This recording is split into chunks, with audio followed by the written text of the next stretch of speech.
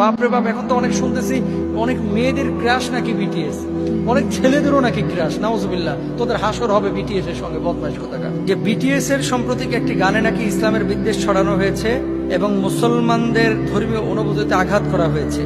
এ বিষয়ে জানতে চাচ্ছি যে বিটিএস এর গান শোনা যাবে কি না, এবং যে সমস্ত মুসলমানরা তাদের সিমটম বা চিহ্ন হাতে বিভিন্ন স্টিকার বা ট্যাটুর মাধ্যমে রাখছেন, তাদের পরিণতি কি হবে। দুটো বিষয়।